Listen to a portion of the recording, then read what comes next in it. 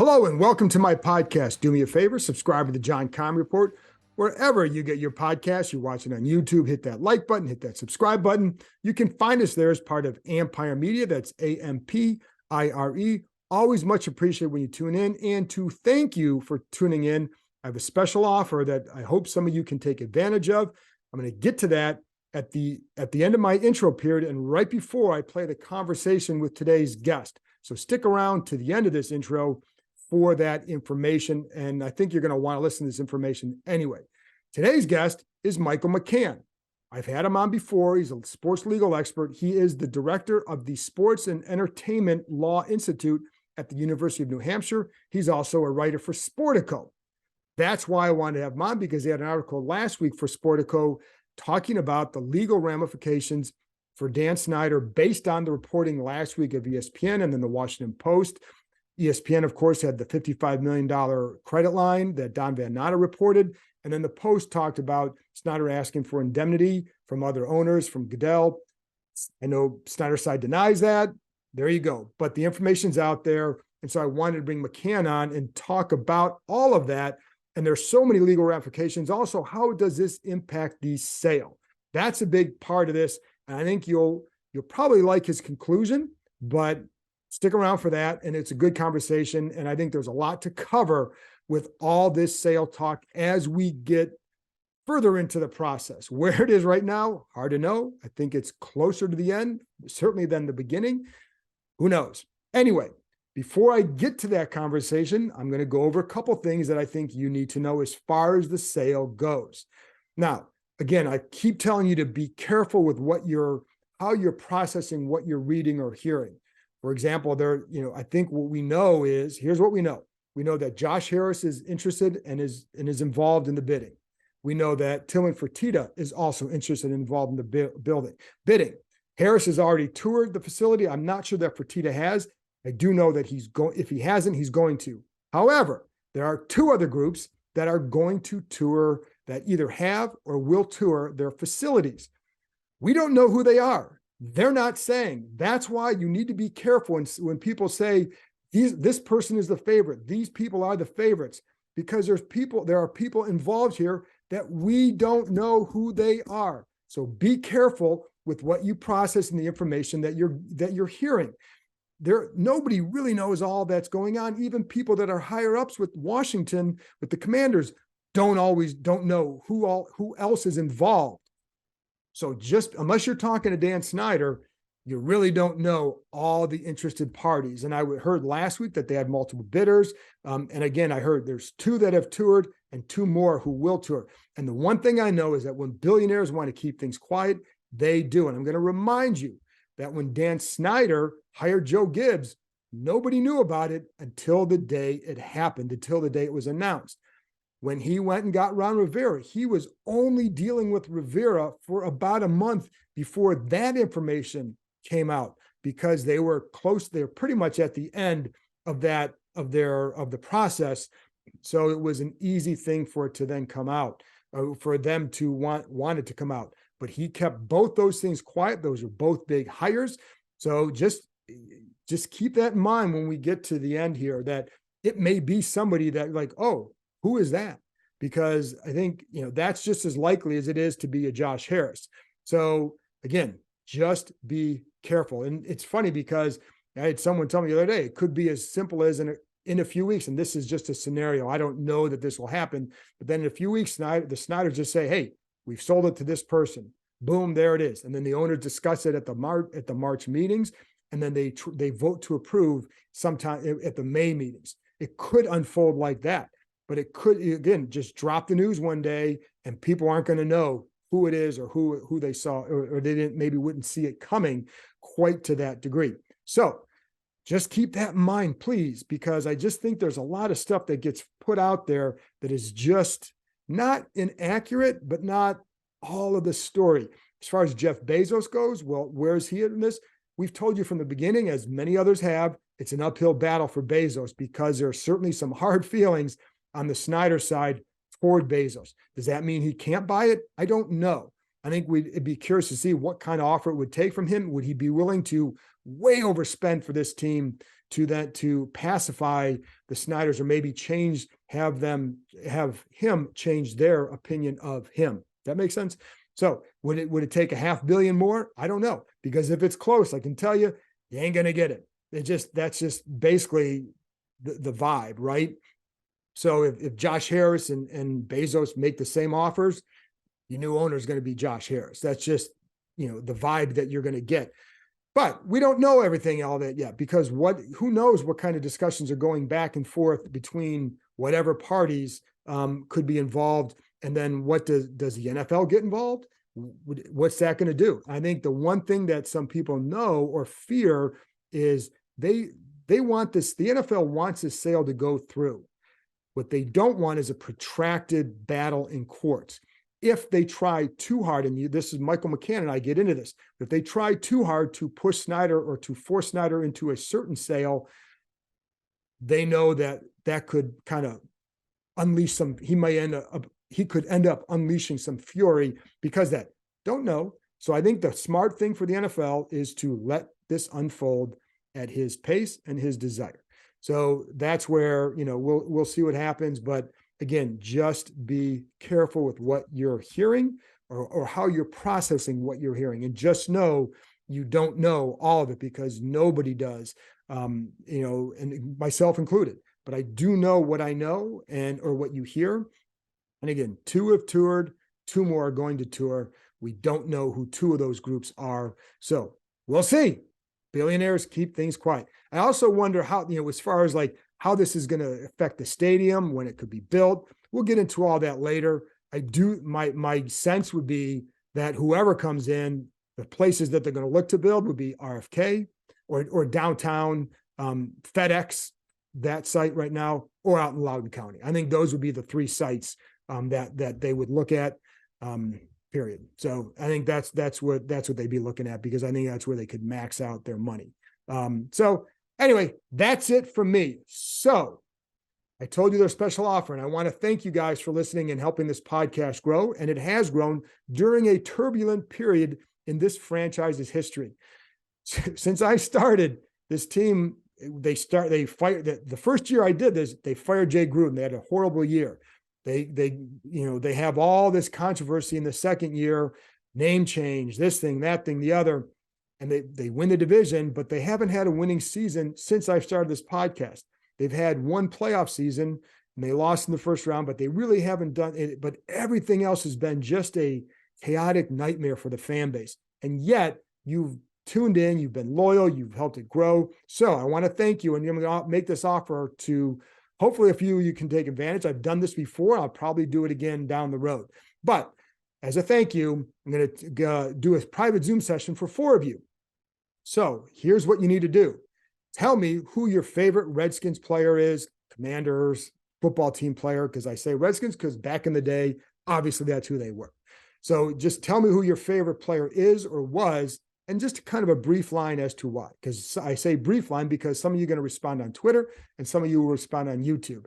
This comes out on YouTube after it comes out in podcast form. So the YouTubers, I'm going to take 2 of you and I'll take 2 people on Twitter, the first ones I see, and we'll go from there. We'll arrange a private Zoom session, 30 minutes. You can ask me whatever you want, and I'm happy to answer to the best of my ability. By the way, I know one question is going to be, is he going to sell? Yes, he's going to sell. I think the only way that he wouldn't sell is if the owners really, really, really, really tick him off or something happens in that regard. Otherwise, I do believe, based on everything I've heard, that he will sell. Anyway, so there you go. That's your job. Now you know. And again, it's all because I appreciate you guys listening and helping me and Bram grow this podcast. So that's it for me. Now, here's my conversation with Michael McCann. Michael, before we get started, I want to point out to people, and I've already said it in the intro, that they need to go check out your piece on Sportico because it lays out an interesting scenario for this entire sale with Dan Snyder because of all the stuff going on. In general, we'll get to some specifics in a minute, but when you saw the reporting this week by ESPN and then the Washington Post with the indemnification angle, what were some of your initial thoughts?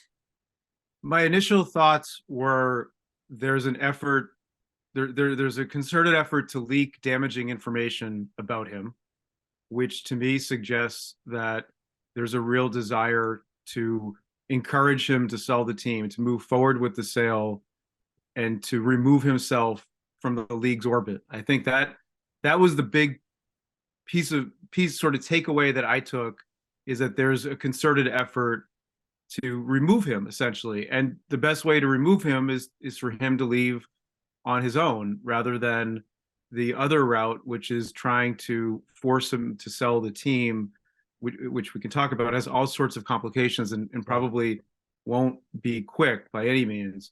So yeah, I mean, by leaking information, it suggests that he's engaged in some sort of wrongdoing, that he should sell the team.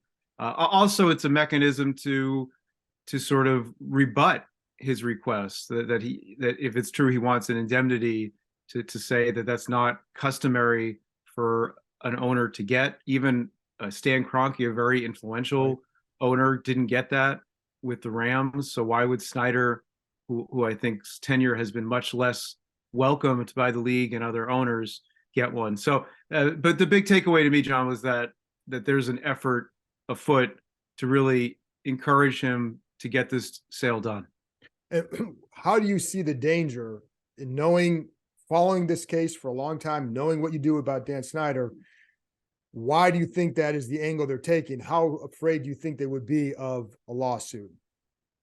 I think one is, if it's true that he's declining certain bids because he doesn't like someone or doesn't like their publication, that's going to bother the league, right? Because the league wants the highest sale value possible. That's going to have the most favorable effect for other owners in terms of their franchises. So I imagine that's a sore point for the league, that, again, reports that certain bids are not being considered, or at least not considered seriously because of who the bidders are. The other aspect of it, which you note, is to remove him is to do something the league hasn't done ever in its more than 100-year existence, to vote someone out, which requires 3/4 of other teams' owners. So you got to get 24 votes, and there would be a quasi trial, and there would surely be leaks from that. And a very plausible defense for Snyder would be, you want to get rid of me for this stuff? Well, that owner did that, and this other owner did that, and that's so basically arguing that there's two sets of rules: one for Dan Snyder, one for every other owner. And we know whatever is presented in that presentation will be leaked. So it could be pretty damaging for other owners. Plus, John, there's the issue of precedent. Once you remove an owner, it could happen again. And I'm not in any means defending Dan Snyder, but I doubt he's the only owner with problems in his ownership, in terms of employees, in terms of other aspects. There's the old saying, people in glass houses shouldn't throw stones. Right. So, you got to be careful if you're going to move to oust someone. And that's been a trouble spot all along for the league from the beginning of this, because people would always ask, do you think they would ever do this? Well, the answer was no, because of precedent. And it does seem like there's been a shift, but I would think there's still a fear by some over this. With that indemnity clause, what do you think that would cover? And again, you cover this in your Sportico article, but what do you think that would cover? And is that an all-encompassing thing? Like, what can you walk us through what that exactly means? Yeah, so indemnity clauses really are worded, they cover what they're worded and not anything more. So I imagine what he would want is for it to cover any civil liability, either in the form of a judgment or a settlement, involving current or future lawsuits involving the team and or his ownership of the team. So that would include the lawsuit brought by the District of Columbia. That would include the sexual harassment litigation. That would include other stuff that could come up. It wouldn't include anything criminal. So if there are charges, we know that the federal prosecutor in Virginia, from what we understand, is exploring that. That wouldn't be covered by indemnity because it can't cover criminal prosecutions, but it would cover, as he would have wanted, all civil litigation related to the sale of the team and all costs. So litigation costs, hiring lawyers. Now, if I'm the league, John, I'm going to say, look, Mr. Snyder, you're about to get billions of dollars in the sale of this team. How, this isn't going to cost that much. I mean, how bad is it that you really need indemnity, right? You're gonna get a lot of money. To me, it would suggest that it would make me suspicious if I'm the league that he wants that. It would make me think that maybe the liability is quite high, potential liability. And then you even said in your article, and this is the one scenario that nobody listening to this podcast wants, which is, would it be easier for the league to keep him in place than to remove him, given some of all the way this could go? Why do you say that? And Yeah, first of all, I mean, here's the other thing is, I don't think that's going to happen, but you lay out the scenario as to why, what do you think? yeah, I know it's definitely an unpopular view, and I suggest it because if there are criminal charges related to this loan that he got from Bank of America, or related to the sharing of revenue with other teams, that if it's financial impropriety, anything along those lines, the league will be a witness at a minimum. League officials will be witnesses at a minimum.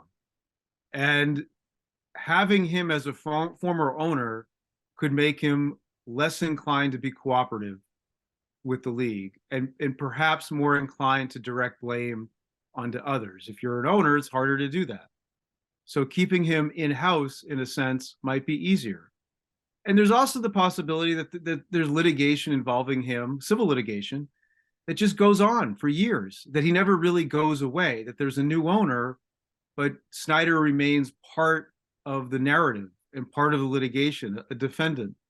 And it could be advantageous for the league for him not to be outside of the league, because he's going to do whatever is in his own interest. He no longer would have fiduciary duties as an owner to the NFL. Yeah, I don't think this is going to happen, like you said, but there's sort of, it's not implausible and it's not irrational.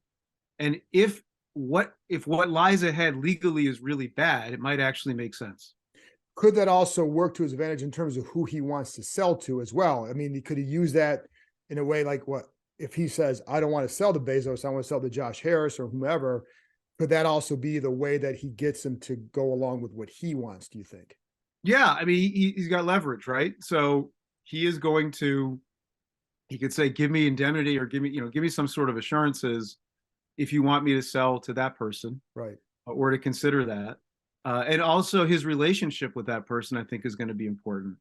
This is, if usually when the owner sells the team, that person's gone, right? There's a new owner, the old owner pockets a lot of money, and life moves on merrily. But here, I don't think that's going to be the case. No, I think the team will be likely a party to litigation, and maybe worse. So he needs to have a good relationship with the next person that owns the team. If he has some sort of adversarial relationship, he might worry that he's going to get thrown under the bus. As somebody who covers this team, that's a scary thought, to think that this could be tied up for a few more years in court. But I guess you're right. No, I think I phrased it wrong. It could be if the league says, we want you to sell to Bezos, he says, okay, well, here's the path to do it. And give me this. And it could be the way that, because then there's obviously financial incentive for the owners to want that, if he indeed is the highest bidder, and especially by a decent amount. That's right. Yeah, the league definitely. I mean, obviously, not every bidder is the same. I mean, if there are issues in their background or whatever, but assuming all of the bidders are qualified and the league is fine with any of them, they're going to want the bid most likely that has the most money. Now, there are other considerations that we know that the league has pushed for more diversity among owners. So I imagine the ownership group would have some sort of diversity as a part of it. That's something that I think the league would want. But I imagine anyone, whether it's Bezos, Harris, or anyone else who's a credible buyer, would want to put together a group that has some diversity. But that issue is sort of one issue. But then there's this other: is that person going to have a good relationship with Dan Snyder? Which is kind of an interesting thing, because we don't really have that usually with ownership sales. No, we do not. And then also with Don Van Natta story in ESPN and talking about the $55 million line of credit, what did you take from that one? Yeah, I mean, super interesting, right? Yeah. So, I mean, one is I thought, why didn't Bank of America? why wouldn't Bank of America demanded that all of the authorization be in place before loaning the money? Because it sounds like, based on the story, Bank of America kept trying to get that the board Right. approved it, right? I mean, that would suggest if it's so important, why didn't they need it before? I'm not dismissing it's Right. important, but it just struck me as it's interesting. I mean, I'm not a banker, Right. but as someone who as a homeowner and dealing with bank, like Right. banks are pretty meticulous about things. So there's that piece to it. There's the piece of the limited partners who were bought out. They probably have no claim, because my guess is when they got paid as part of the sale, they relinquished any potential claims against the team or against Snyder or against Goodell. So it might not be as impactful. Now, if federal investigators find it to be a sign of dishonest conduct, I mean, if there were false assurances made to the bank about whether approvals had been met, again, I have no idea if that's the case, but if that is possible, then you could be looking at bank fraud as a possibility. So again, I'm just speculating. I don't know Right. if it's true. I mean, the fact that the bank kind of kept asking for something, it suggested it never had it to me. So that would, either that means either the bank should have had it, should have made more of an effort to get it, or it's not that important. And what could an investigation, and you kind of touched a little bit on it, what could an investigation into that lead to? It could lead to, again, potentially a finding of Right. criminal impropriety, that there was a false assurance made to the bank about the eligibility of a loan application, so that the loan was extended as part of a fraud, maybe even a conspiracy. Maybe there are multiple people involved with it. Maybe there's wire fraud. I'm sure if there's fraud, there's certainly wire fraud, because it's all done electronically and all done out of state. So I mean, that would be sort of the worst case scenario of banking fraud, wire fraud, conspiracy. But again, we don't know if that. Right. It's so early to know that. But yeah, but if there's any real possibility of that, that goes back to the earlier point that we had, that the league, he's not going away, Dan Snyder, right? And if he's no longer an owner, I mean, he might be more inclined. I'm just thinking rationally, might be more inclined to direct blame off himself onto the league. Are you surprised at all that it's going to unfold this way? No, I mean, the bank stuff. I mean, I didn't know any of that, right? Right. But it seems like every month there's a new controversy involving Snyder, involving the team, and I mean, there's almost a fatigue factor, because they're also kind of different. I mean, you have banking fraud, you have sexual harassment. There's like a lot of different Right. pieces to this, and it doesn't seem like it's going to stop. Or there's also the plane, right? The plane gets the logo for Right. 4.5 million. To me, that was a very intentional leak, right? Because that's a leak where I wouldn't be surprised if we did due diligence on every team, that we see stuff like that with other teams. Wouldn't shock me. Okay. So, part of this is there's a clear focus on him and removing him. So we're getting this trickle effect of negative stories. But I guess it's not surprising, because he's been a problem for the league now for a number of years. And now that they see that he's open to a buyer, I'm sure they want him just to finish this and sell and leave. Could he, and this may be more of a question that might be harder for you to answer. Could he legally, like, say again, and the fixation is on Bezos. And I think, Josh Harris is an owner in the NBA and the NHL, has more experience in that. I think he's someone who could be is certainly a very qualified buyer, right? Or Yep. potential owner, but the focus is on Bezos because of the money. And that he can write a check right now. Could he leak? Is there a way that they could, force him legally in any way? Can he just block it? Can he just, Yeah. if he, I don't think there's any way. He has to approve. He owns the team, right? So he has to agree to the only way to do that, John, I think, would be to remove him, take possession of the team from Snyder, and then sell it to Bezos. That goes back to the problem of forcing out Right. Snyder 3/4. Plus, then Snyder sues, I'm guessing, under antitrust law. He's going to argue, he's going to seek a restraining order. He'll try to block the sale. It all goes to court. So I think they need him. I don't think there's a way of bypassing Snyder. So, and the last thing then, there are bylaws in the NFL. Do you know the bylaws and then the steps to remove an owner? Yeah, there's a series of steps, and it's in the league constitution Right. that say, in so many words, he has to be charged essentially with some sort of offense, and the league would have to say, Mr. Snyder, you have committed these wrongs, and they warrant expulsion. Then there would be an arbitration hearing, really like a trial. The NFL would hire lawyers to serve as sort of de facto prosecutors, and Snyder would have his own legal team. The jury would consist of other ownership groups, and Goodell would preside over it or have somebody else preside over it. And if he is removed, I think he'd have 120 days to sell. And then if they can't agree on a price, then it goes to arbitration. And then, but before any of that happens, my guess is he would seek a restraining order, arguing that the league and its teams are in violation of antitrust law by trying to force him out in order to get their preferred buyer, that he has lost control of the team, that this is anti-competitive because it undermines ownership interests. It hurts fans. He might argue that the league is interested in selling to the highest bidder rather than the best owner. I mean, he can come up with a bunch of arguments that he would do. So, but again, I think as part of that process, John, that trial, that quasi trial, is where I would guess Snyder just says, "Hey, how about that owner? How about that owner? Look what he did. Look what they did." I mean, and then that gets leaked, and we have another news cycle of various controversies involving other teams. And by the way, you just described why my summer might be really, really busy again. I apologize because I didn't make the last thing, but do you have, like, this again might be hard to ask for you. I know you're just trying, analyzing legal aspects and all that, but could you look and say, these are all the scenarios, but this is how I think it's going to unfold? So if I had to guess, John, I think he sells the team, and some of the sort of big headline dramatic stuff doesn't materialize.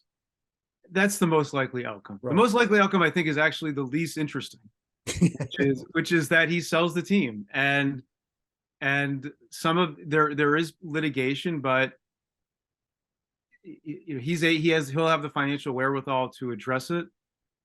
That to me is still the most likely outcome. That this is the storm before the calm, if we want to do a turn on that phrase. That would be my guess. Yeah, and because it does feel like there's a lot of posturing, a lot of agendas, and a lot of things being played out to force something one way or another. That's how it's always felt. That's how, and I always tell people to kind of keep your head in a swivel with this and process it rationally and just like understand what's still going on here. They're up for sale. They want to sell. And so I think, for people to keep in mind, that's why I agree with you. That's, but there's all sorts of competing agendas, and, so you're going to see things that maybe are half truths, but I think for everybody's sake, a good clean sale would be great. Yeah. And I bet just the skeptic in me would say, I bet again, other owners have done things. We never hear about it because the league and other ownership groups have no incentive to spill the beans. Right. Whereas here, they don't like him, and he's given them reason not to like him. Right. So I think we're getting a lot of this baggage coming out. The skeletons are coming out of the closet, all of that, when normally the pathway is let's have a nice quiet sale and everyone's happy and there's a press conference. Clearly it's a different set of actors here. Yeah. Lucky us. Michael, tell people where they can find your work. I write for Sportico, and that's probably the best place. And I come on this show. So that's and follow you on Twitter. So, right. I mean, it's a great follow. Right. Yep. And a great follow because it's right now, it's very important to get your expertise. Thank you very much. You got it. Thanks for having me, John. Have a good one.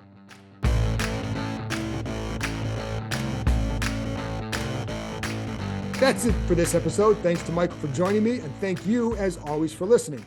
I'll be back with another podcast. It'll come out Tuesday night and then on YouTube Wednesday morning with my pal Rick Snyder as we discuss the sale. Rick covered the sale when Dan Snyder bought it, so I felt I think he's got an interesting perspective on how to read this stuff and also talk about what he kind of experienced going through it before with covering Dan Snyder, what he thought of him from the beginning, etc. All that. There you go. I'll talk to you next time.